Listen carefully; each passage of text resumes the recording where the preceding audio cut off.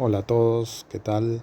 Hoy es domingo 23 de febrero de 2025 y bueno, grabo este audio al mediodía a partir de la situación en que el Papa Francisco está internado.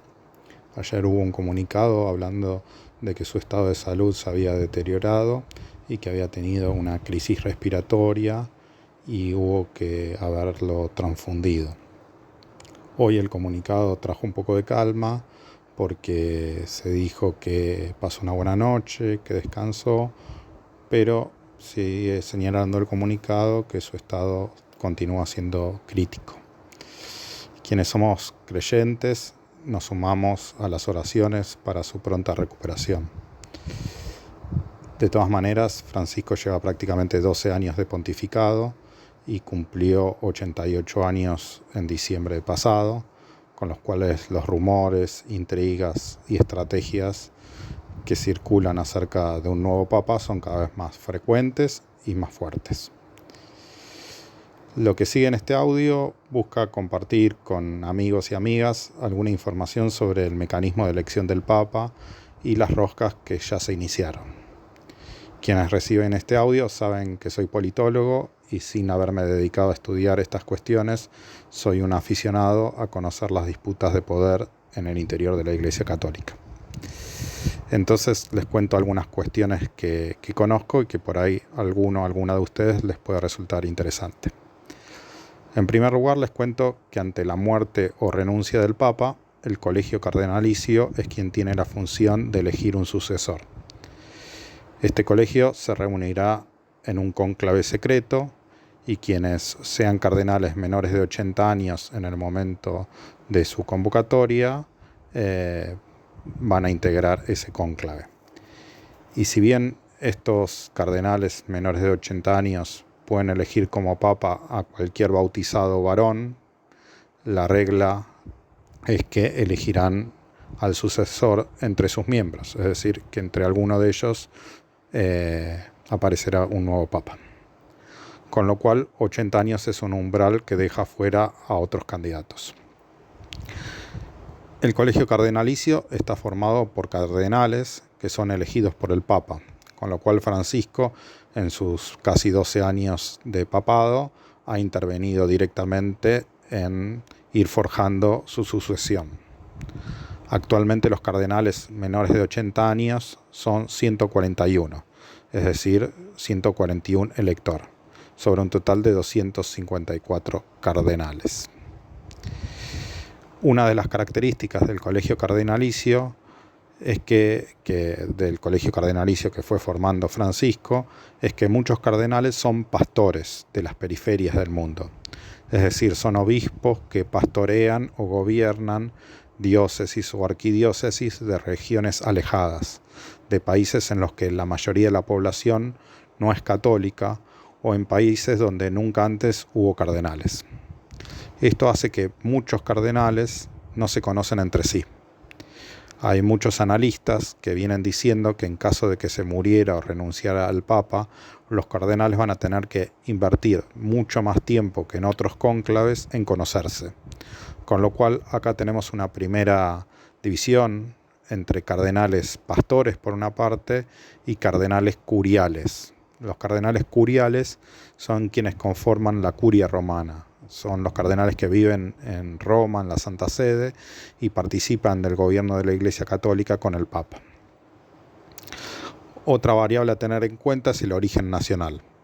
Los vaticanistas, que son periodistas especializados en cuestiones del Vaticano, hablan de que hay muchas posibilidades que el próximo Papa pueda ser italiano. Recordemos que desde la muerte de Juan Pablo I en 1978 no ha habido papas italianos. Juan Pablo II, quien sucedió a Juan Pablo I, era polaco. Benedicto XVI, que sucedió a Juan Pablo II en 2005, era alemán, y Francisco, que sucedió a Benedicto en 2013, es argentino. Los italianos quieren retomar un lugar que consideran que les pertenece, y actualmente los italianos, los cardenales electores italianos son 18. es la nacionalidad por lejos más numerosa dentro del colegio cardenalicio. Una tercera variable a tener en cuenta es la postura que el sucesor tenga sobre el legado del papado de Francisco. Y me parece que esta variable es más precisa que la que circula en los medios entre posiciones ideológicas liberales o conservadoras. Creo que la diferencia no se va a dirimir entre liberales y conservadores, pero sí se puede dirimir entre quienes reconozcan el legado de Francisco y quienes se opongan abiertamente al papado de Francisco. Es como tal vez sucede en la política argentina. Francisco es el eje de las disputas y de el clivaje que tiene hoy el colegio cardenalicio. O sea, en el colegio cardenalicio hay cardenales pro Francisco y cardenales anti Francisco. La cuestión es si la Iglesia Católica en el futuro continuará el legado del papado de Francisco. Para eso habría que pensar cuál fue el legado de Francisco o cuál será el legado de Francisco. Obviamente llevaría muchísimo tiempo, sería muy largo, pero a mi entender ese legado se podría resumir en plantear una respuesta a la crisis general del pastorado que se expandió con la renuncia de Benedicto XVI en 2013. Pero obviamente esa crisis la integran numerosos procesos que tal vez la renuncia de Benedicto XVI fue simplemente un síntoma. Entre esos procesos que conformaron la crisis, creo que hay varios elementos que podríamos señalar. El primero es el congelamiento del camino conciliar del Concilio Vaticano II. Otro elemento son los escándalos sexuales que golpearon a todos los clérigos, pero especialmente a los de mayor jerarquía.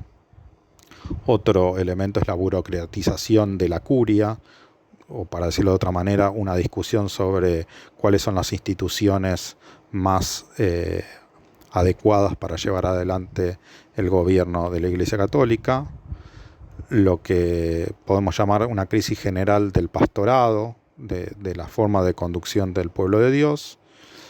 También me parece que hay parte de la crisis tiene que ver sobre el desafío que supone la expansión del catolicismo en Asia, el declive de la Iglesia Europea y otro elemento que para mí es muy relevante es el rol de la Iglesia Católica en Estados Unidos. Bueno, frente a la articulación de todas esas cuestiones, creo que se fue desarrollando la crisis general que tuvo como elemento tal vez más público la renuncia de Benedicto XVI. Bueno, el papado de Francisco creo que viene a dar respuestas seguramente precarias y provisorias y a plantear un camino que responda a todas estas cuestiones. Por eso creo que el colegio cardenalicio se divide un poco en estar a favor o en contra de estas respuestas posibles a la crisis. Como decía, el colegio cardenalicio lo va conformando el Papa, eligiendo anualmente a nuevos cardenales. Entonces, actualmente, del total de los 141 cardenales electores, Francisco se dice creó, pero es decir, eligió a 111 de ellos. O sea, el 79% de los cardenales fue elegido por Francisco. Y bueno, para finalizar este audio, quería dejarles como algunos tips sobre algunas de las figuras de este colegio cardenalicio que son menos conocidas para lo que aparece en la prensa. El primer dato tiene que ver con Robert Sarah. Robert Sarah es el cardenal guineano que es tal vez la principal figura de oposición a Francisco en el colegio cardenalicio. Entonces, este cardenal de Guinea, de África, fue prefecto, es decir, fue ministro de Benedicto XVI y de Francisco. Y tiene 79 años. El próximo 15 de junio cumpliría los 80 años, que lo dejaría fuera de la posibilidad de ser parte del cónclave.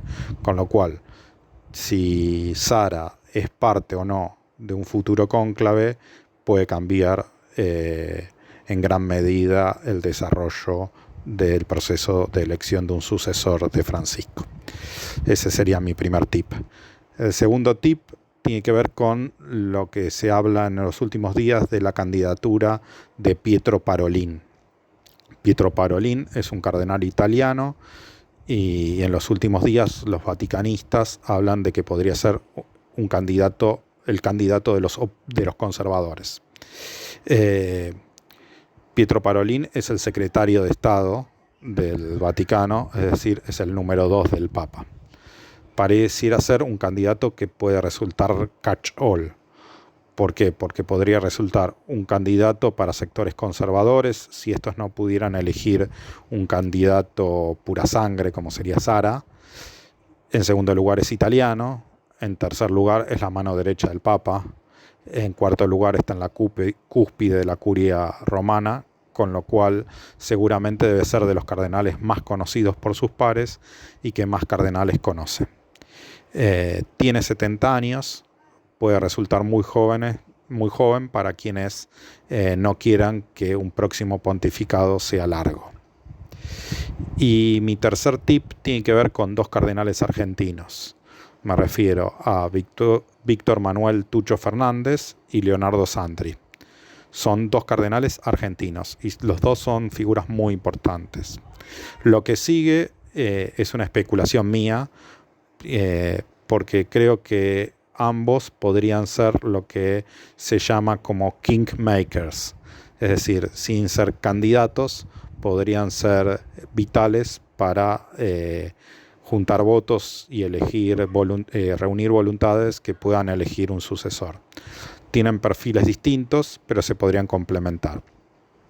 Tucho Fernández es el prefecto del Dicasterio de la Doctrina de la Fe.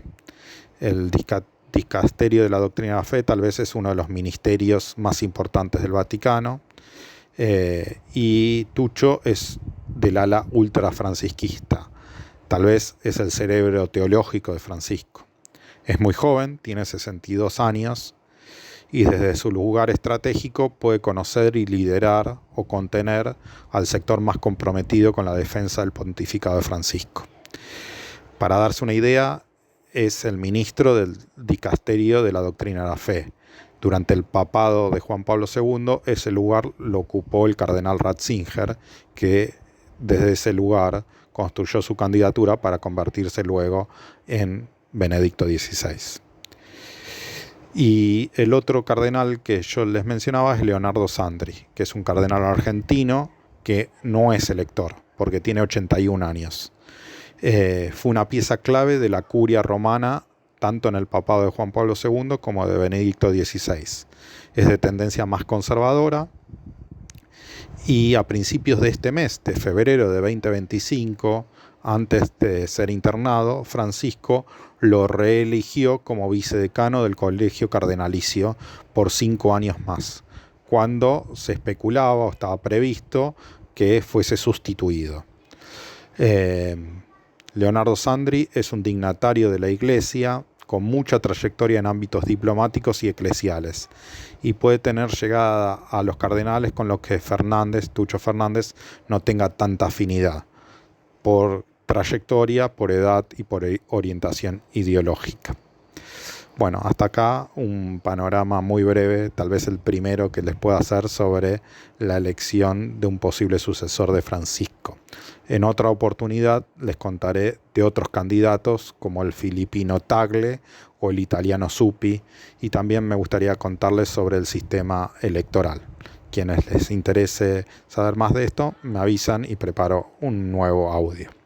Y para finalizar, quería decirles que mañana lunes a las 17 horas, el arzobispo de Buenos Aires, José Ignacio García Cuerva, que no es cardenal, convocó una misa para pedir por la salud del Papa en Plaza Constitución.